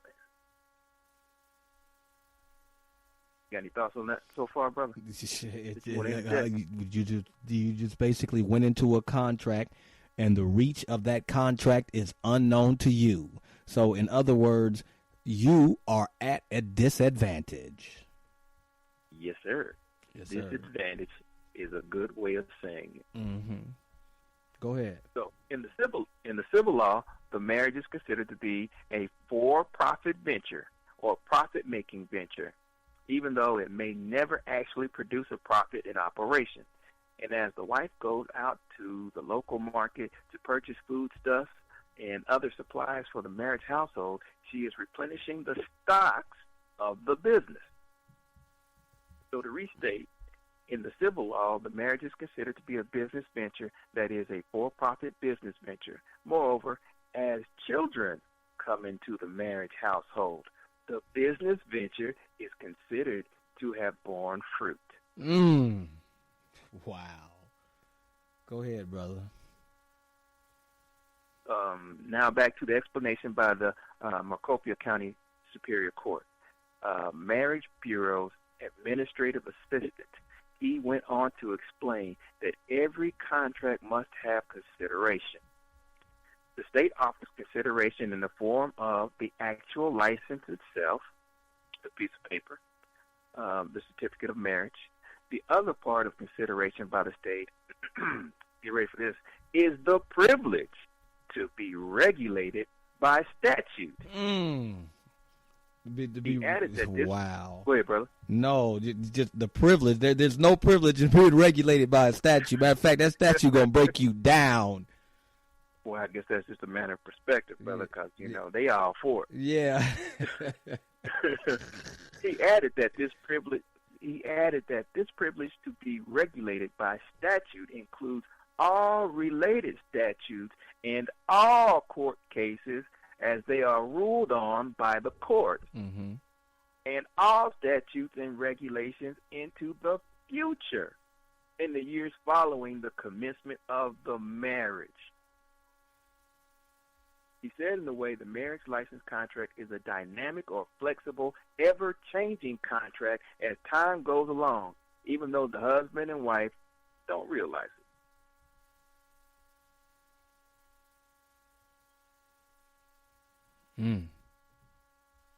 Another way to look at the marriage license contract with the state is as a contract of adhesion, a contract between two desperate, unequal parties. Again, a flawed contract, but it's a contract nonetheless. And a contract, as you said before, is the highest law of the land, even above the Constitution. Yes. And it is binding across the board. In that contract, just like they were saying about that marriage license, and you can see how it reflects the same in contracts. It doesn't care about the emotional, human, any attachments or anything in it. Any emotional or compassion, any aspect of that, it cares none about those things. Only about the terms of the contract. That's it.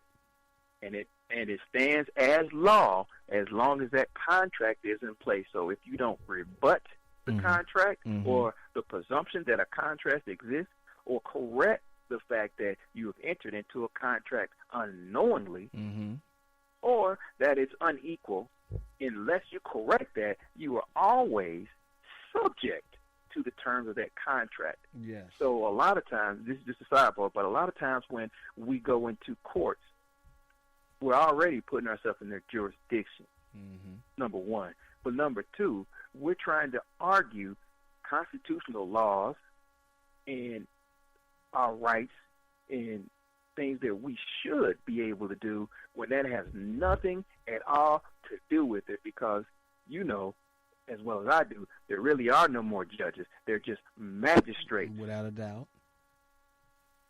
Set in place to look over equity, which has, as Brother Ross says, has nothing to do with justice. Equity, and about them getting their cut because they got their hands into everything. So all he's trying to determine are the terms of the contract, who's in honor, who's not in honor. Right. You not in honor, well, you are going to have. Well, we're getting into status. Let me digress and get back into this. Go ahead. Such a contract with the state is said to be a specific performance contract as to the privileges, duties, and responsibilities that attach. Now, that is key and is very important because just like we're talking about those terms, there's a presumption that a specific performance is going to be taking place, and that is what you are contracting to. And in that contract, you're going to have certain privileges. You're also going to have certain duties or expectations and responsibilities attached to that contract, whether you know it or not. So, you know, I believe that's what you often term invisible contract. Getting into situations that you have a clue that you were getting yourself into. Okay, so I'm about to bring this home, and we're about to see how it affects our prodigies.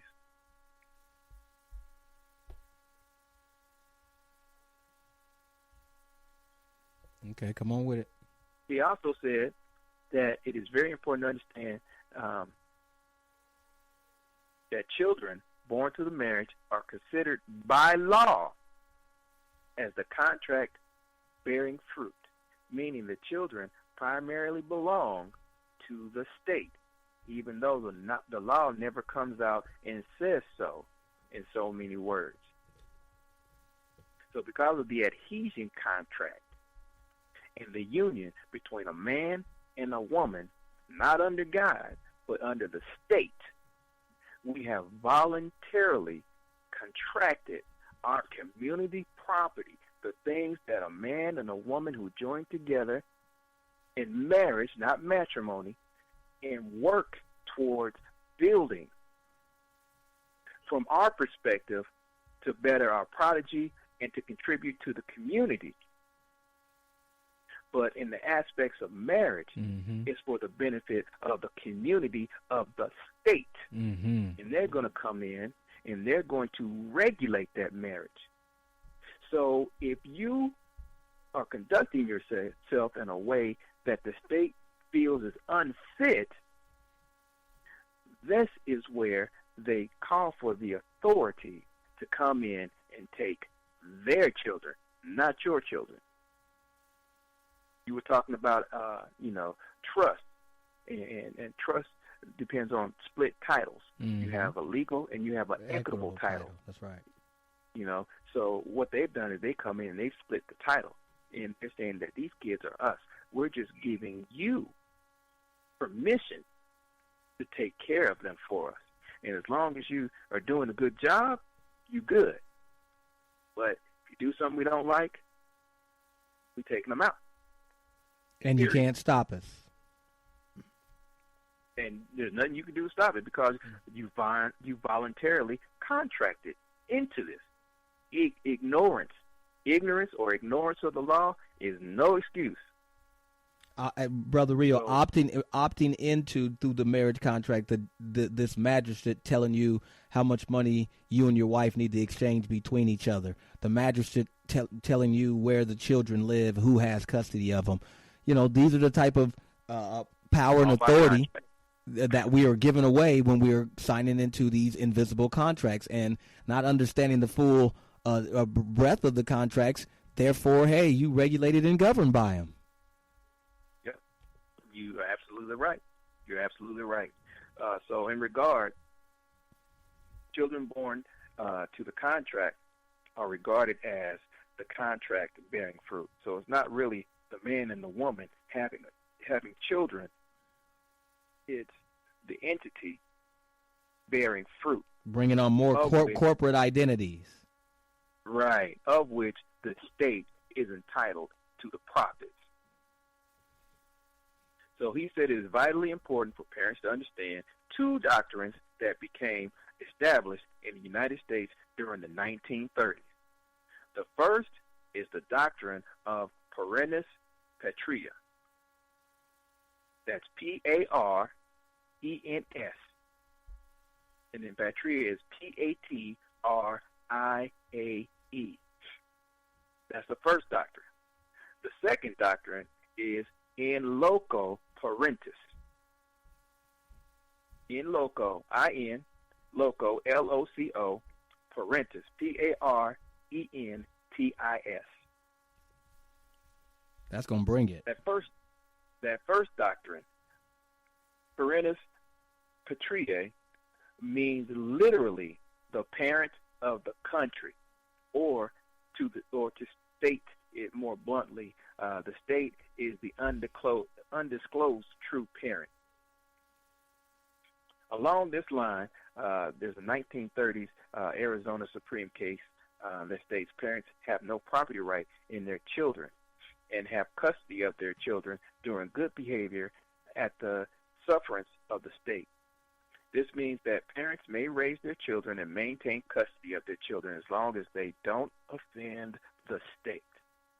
But if they in some manner displease the state can step in at any time and exercise its superior status and take custody and control of its children. The parents are only conditional caretakers. Thus comes the doctrine of in loco parentis. Now, this is one of the doctrines that gives rise to all the issues that we have with the school systems. I'm going to go back into the marriage license real quick, though. Okay. The marriage license is an ongoing contractual relationship with the state. It's dynamic. It can change and move and adapt with the times. So technically, the marriage license is a business license allowing the husband and wife, in the name of the marriage, to enter into contracts with third parties and contract mortgages and debts. They can get car loans, home mortgages, and installment debts in the name of the marriage because it is not only a secular enterprise, but it is looked upon by the state as a privileged business enterprise as well as a for-profit business enterprise. The marriage contract acquires property throughout its existence and over time. It is hoped that it increases in value. The marriage contract bears fruit by adding children. If sometime later the marriage fails and a divorce results, the contract continues in existence. The divorce is merely a contractual dissolution or amendment of the terms and conditions of the contract. Jurisdiction of the state over the marriage, over the husband and wife, now separated, continues over all aspects of the marriage, over marital property and over children brought into the marriage. This is why family law and the domestic relation court calls divorce a dissolution of the marriage, because the contract continues in operation but in amended or modified form. He also pointed out that the marriage license contract is one of the strongest, most binding contractual relationships the state has on the people. So one of the strongest ones, brother. So there is no discharge. Just like when they say there's a discharge in a debt, the record is still there. It is still in play. There's no such a thing. They just amend the terms of how they want the contracts to go. So basically, they're still keeping both entities as the fruit of the contract. So basically, they don't want to lose that fruit because, like you said, that gives them more corporate tax numbers. Yeah, and just like a situation where a wife and a husband go in and buy a vehicle together, they would like both of their names on the loan so that if anything occurs, they have more than one person. They have both individuals to go after. So they're always setting it up to where, you know what I'm saying, they have two people on, everybody possible on the hook. Right. But check this out, Brother Thomas. Yeah. Hold on for a second. His boss. Okay, go ahead. His boss, the young woman, Marriage Bureau department head, stated, "You have to understand that people who come in here to get a marriage license are in heat." Animal term. Animals are in heat. The last thing they want to know is technical, legal, and statutory implications of the marriage license. They're preying on the emotions and the ignorance of people, but they are directly referring to these people as animals. They're referring to us, everybody, and this is across the board. And, this got nothing to do with being melanated or non-melanated or anything in between. This is just power and control. They are getting control of everyone. They're viewing people as animals. Animals are property. That's right. And you can only give them privileges. They have no rights. And the license is a permission, is a privilege. It is definitely a privilege. Yeah. So and you can see the evidence of this mentality and this thinking in the way that different words are defined. Which, if you go into wife, the definition of wife, the etymology of the word wife comes from Middle English, comes from with, which means woman, female, or lady. Also, but not especially, wife, from Proto-Germanic, uncertain origin, apparently felt as inadequate in its basic sense, leading to the more distinctive formation with man, source of woman. In Dutch, with now means in slang girl or babe.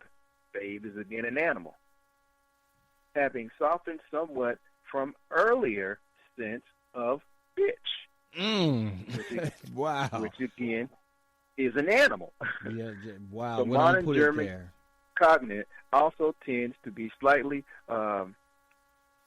be slighting or derogatory. In early medieval times, was woman, female, or again person being retained for woman of gentle birth or a lady, if you believe in that kind of thing. Mm-hmm. But from the 1200s, wife took on a common, almost vulgar tone that restricted its usage in certain circles and largely has been displaced by more popular in German word Frau, when they say Fraulein or something of that nature. Mm-hmm. To the more usual Indo-European word, it is represented in English by queen, which we all know queen is the king. The definition of queen is king's whore. Mm-hmm. Wow. So the word wife definitely have negative connotations. Words for woman also double for wife in some languages, which is weep, W-E-I-P, to twist, turn, wrap, perhaps with a sense of veiled person. Veiled person, somebody that's covered up or, again, behind somebody. Brother Rio, give me a second real fast. We got a caller on the board, area code Red from Ohio. Go ahead and say what you got to say. Yes, just really quick. Thank you for letting me speak again. Mm-hmm. I noticed that you're talking a lot about. Can you hear me? Yes, we can hear you very good. Yeah, you can be heard. Okay. So you're talking a lot about basically the marriage, but it seems like there's also like the state can take away like single mothers' children, and I'm kind of wondering like how does that factor in, because they don't necessarily like of a single mother. I don't have any children, but I'm around a lot of Black females who are single mothers. They can also take away their kids. So I was, just kind of thinking about that as well. That's all I wanted to say. Thank you. I'll mute myself. Okay. That's a very good question. That's a very good question. Because remember, marriage licenses came into existence in the 1800s. So, and then in the 1930s, they started applying the doctrine of, the state is the father, the father of the country. And, they started being the head of the marriage household.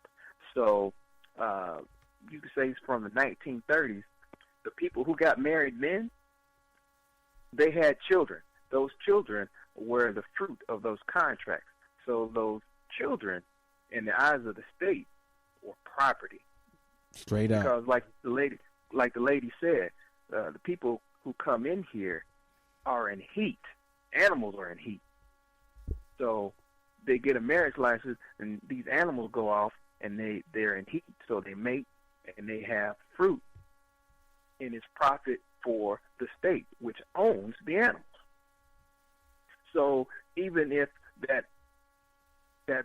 fruit grows up and never marries, not even getting into the birth certificate and other invisible contracts like the driver's license, voter registration, the bank banking account, system, and things of that nature, Social Security, things of that nature. Just the fact that the parents entered into a contract and bore fruit, which is the child, they are already considered property. And whether that person marries or not, if that profit goes on to have a child, which is more profit, that profit is going to be held under the same terms of the contract. Wow.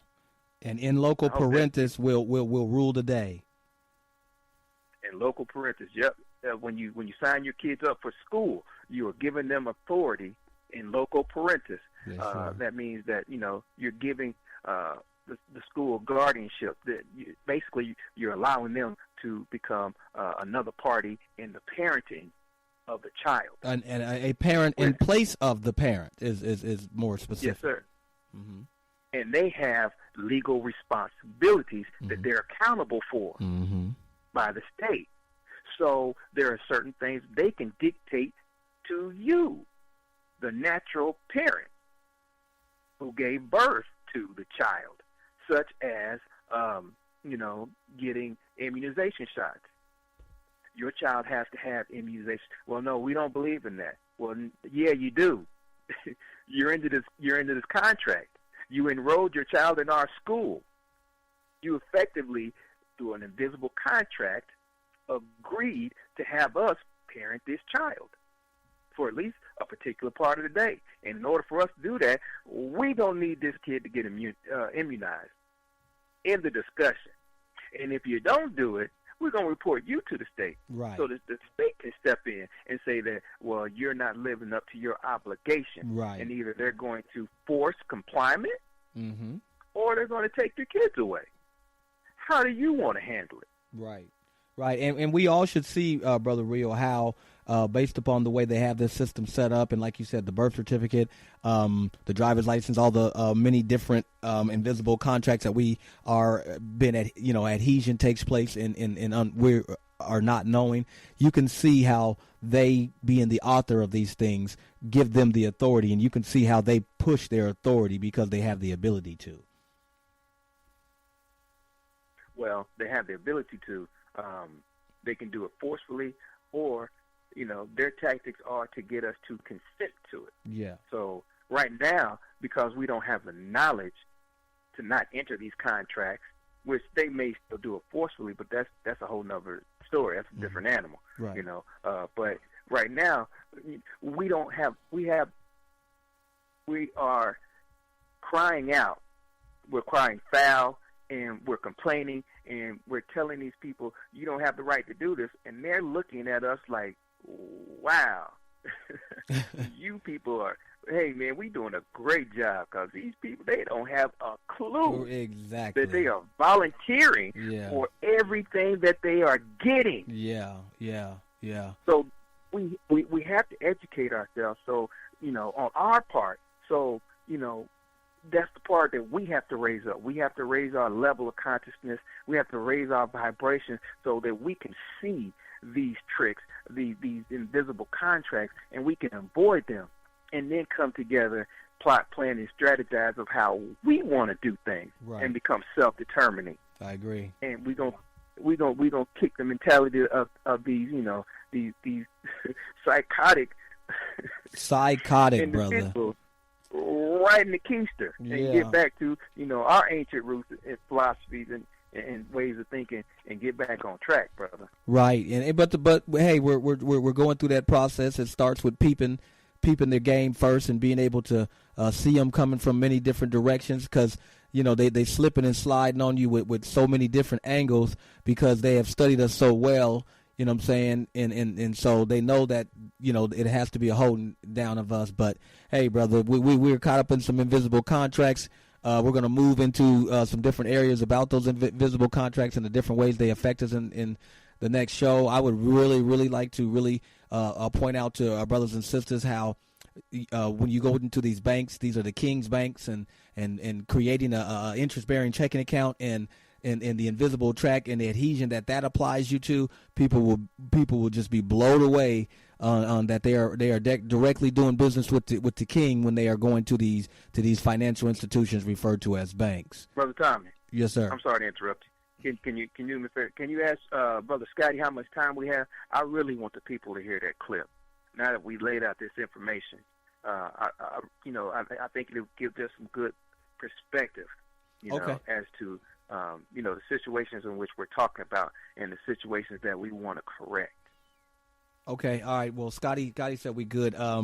What this is basically the sister who was killed in a freezer and or something happened. Do you know exactly what happened with the sister, Brother Rio? They don't understand how she got inside the freezer. I do, but I'd rather not deal with that in this particular segment. It just, this could be, because this could be anybody, and it has been a lot of people, and it's a story that we hear a lot. So I'd rather just have the message that we're trying to combat be the emphasis today. We'll set the stage on that message. We'll set the stage on that message then. Okay. This is from a parent who is going through a crisis with their child, and I believe it speaks for itself, and I mean we can comment afterwards, but I mean it's a heartfelt emotion, and you know. She had no access to her child. I think it speaks for itself. Basically, the authorities had total control over her child's physicality. Her child, she could not even see her own baby. So let's get into it now. You know, remind you, we didn't know this was a crime scene at 4 o'clock in the morning. Right. After they declared she was dead, when I started asking, can I see my baby body, and they first denied me, and I asked her for the sergeant name, the police name, and the detective name, and the sergeant name. Yeah. When I asked the sergeant for his badge number, then he said, I got to talk to the morgue. I said, can I see how my baby laying down there, you know, how she died? Yeah. And they wouldn't let me see my baby from 1:30 a.m. in the morning of today. Yeah.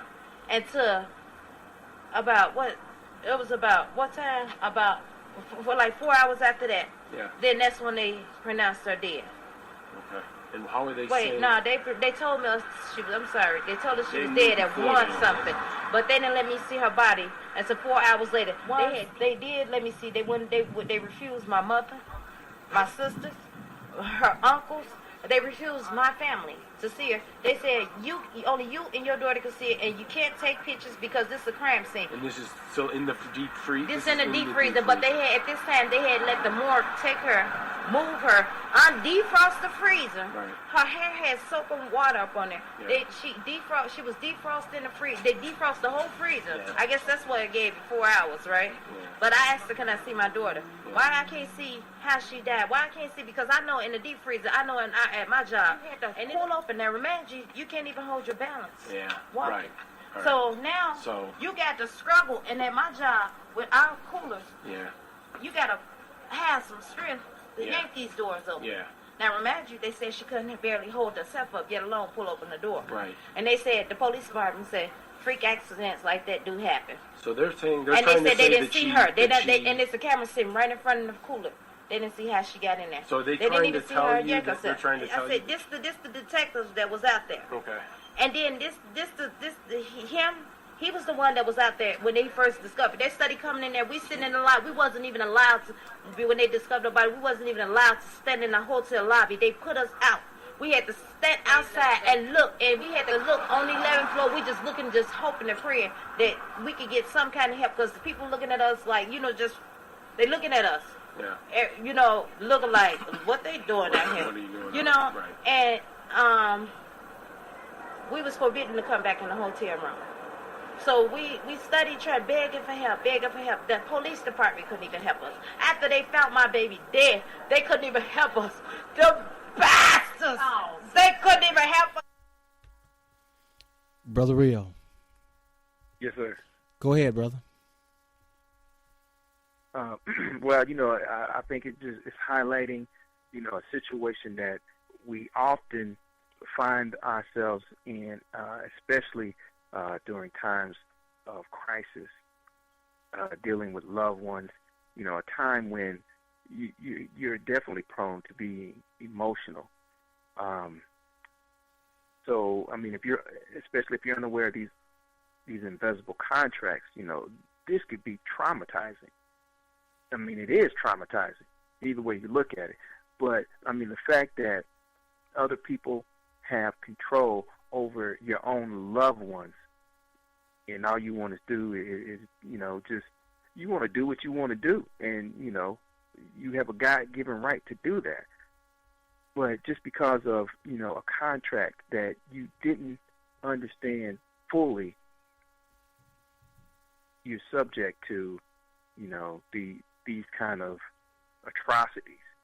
So, you know, we bring this information, you know, hoping that, you know, that you share the information, and that, you know, we can all come together and discuss openly these issues and things that are going on. And, you know, we start to view the other so-called people that some people look to unify as well as lead, or you know, sound the drums, or try to make change through proper channels. You know, put this on their agenda, because these are the hearts and souls of the issues that we are facing. They prevent us from being self-determining and, just unifying as a whole. And it allows us to hold on to illusions that just aren't within the realm of this reality. So, anything you want to add to that, brother?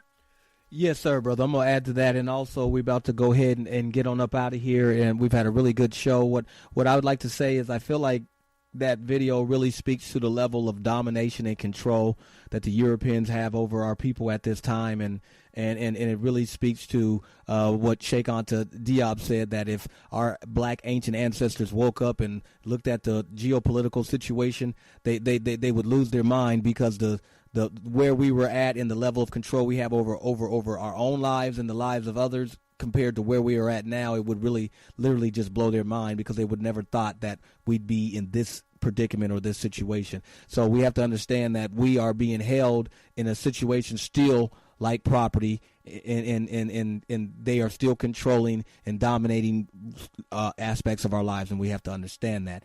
And Brother Rio, on the way out the door, I would like to read this little quote, because I know a lot of people are protesting in St. Louis, and it's been going on, and I know it's designed and everything, but people have to understand the status that they're in and why this system does exactly what it does. And I'm about to read this little snippet to you. It's in the book called In the Matter of Color, Race in the American Legal Process During the Colonial Period by Leon Higginbotham. And in 1705, they were creating statutes, and it was a statute.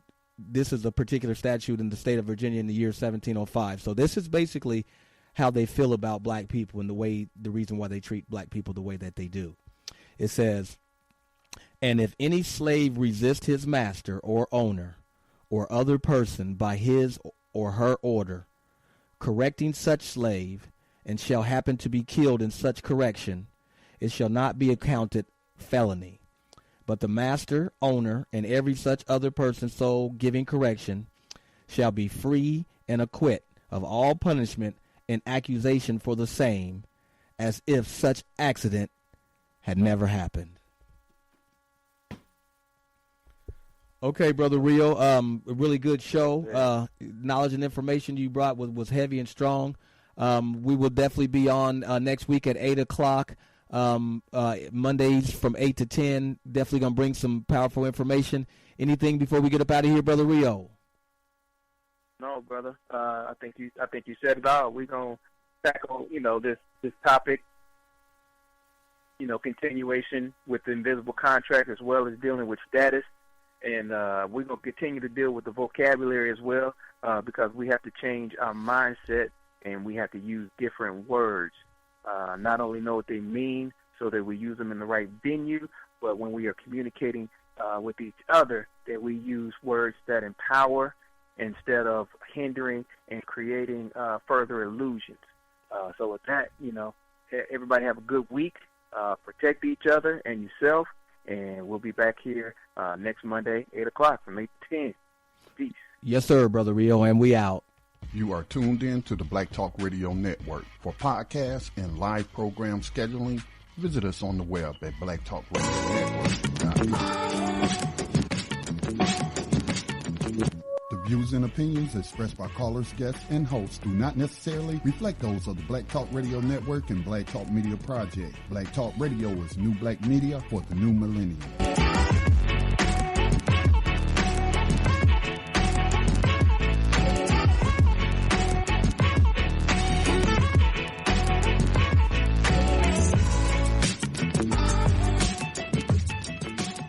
Whether you're dealing with engineering or technology, when you talk about writing and reading, when you're talking about the refinement of speech, when you talk about grammar or the dialectic, or if you're talking about concepts of astronomy or music.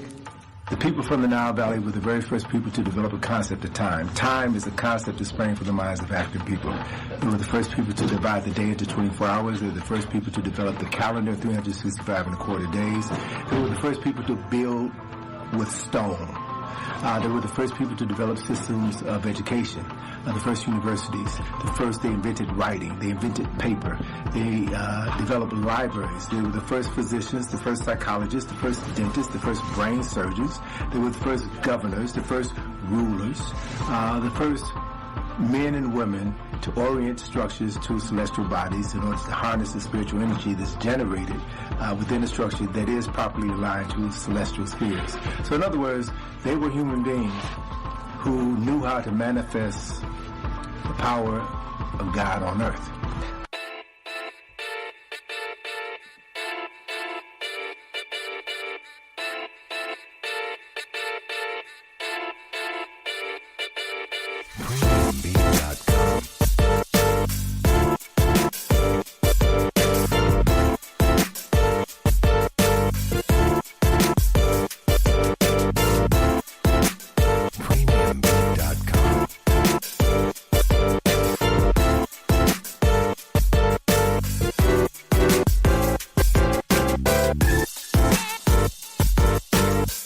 Premiumbeat.com